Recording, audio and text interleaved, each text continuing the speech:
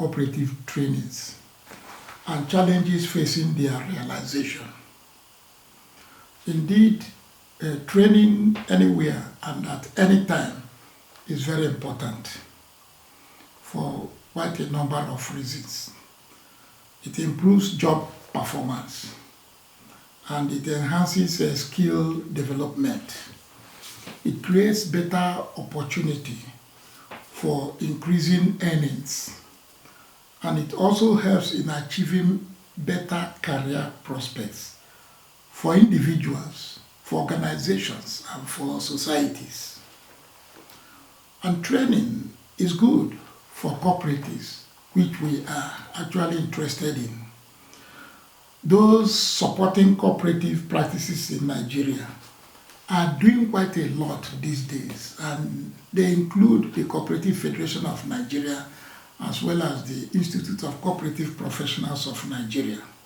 They are doing quite a lot these days to promote training programs among cooperative societies and as well among professionals that are into cooperative support. The Institute of Cooperative Professionals of Nigeria has particularly done so well this year. It is taking its professional trainings across 4 zones of the country, namely Lagos, that one has been done, then Kaduna, that one has also been done. They have also concluded that in Oka recently, remaining just that of Gombe, which will soon be undertaken. And so many people have already been trained. At the last count, we have over 500 people who have been trained, excluding students who have received training by default. The beauty of these trainings in different zones is that it is focusing on certain peculiar areas different zones are interested in. So it is not just a common program of training for all the zones. No, they are looking at different zones and then ensuring that they train them according to the needs that they have on hand. So one thing also the training has done is that it is helping to improve the mindset of many people, especially students, many of whom are studying cooperative and are still wondering what cooperative studies is all about.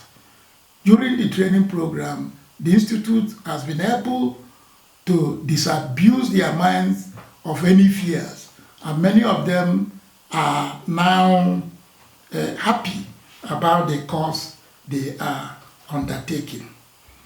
Well, in spite of the successes and gains that are being recorded, the Institute needs to think about possibilities of fears about realizing these goals, particularly in the field. And some of the things, at least that came up during the training courses, stakeholders, course participants, issues they raised, included how primary data can be gathered to attain the needs that researchers and students are currently having.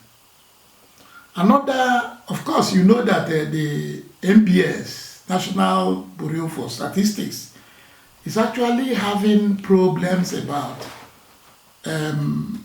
articulating the contributions of cooperatives in the GDP, gross domestic product. And the major reason is that there is yet to be developed a common data format, collection format for cooperatives.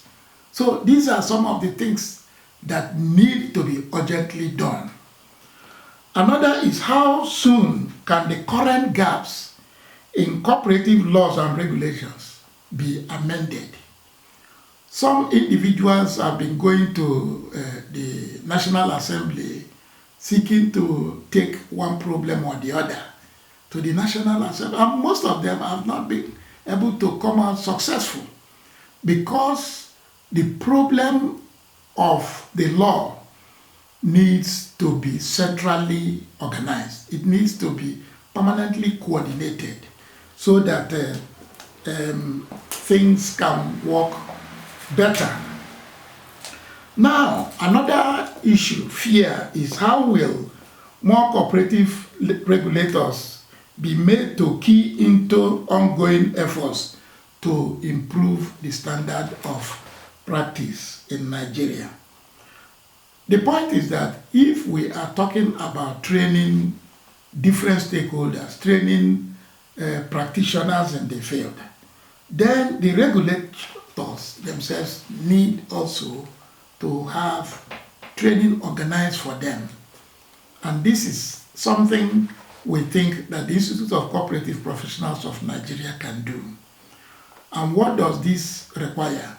It requires government going into partnership with the Institute to train the directors of cooperatives as well as the other registrars under them. The Institute of Cooperative Professionals of Nigeria offers world-class training in cooperative studies that is comparable anywhere around. So another problem is how will all cooperative regulators be made to actually discharge their duties in good conscience while daily applying the laws and regulations. This is a matter of conscience, and we expect the regulators to be conscientious. We hear a lot of cases of irregularities in application of the law. So what we are saying is that they need to be conscientious, and we need to help them with adequate training program and then discussing with them. So what must the Institute of Cooperative Professionals do to address this?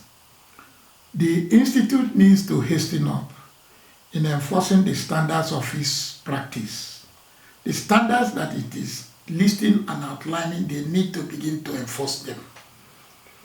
It should work more closely with regulators, also to ensure that they adhere to the standards of practice themselves. Whatever they profess, they, the regulators, must be in compliance with all that.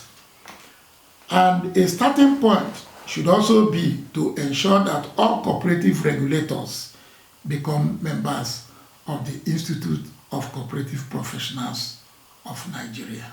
Thank you.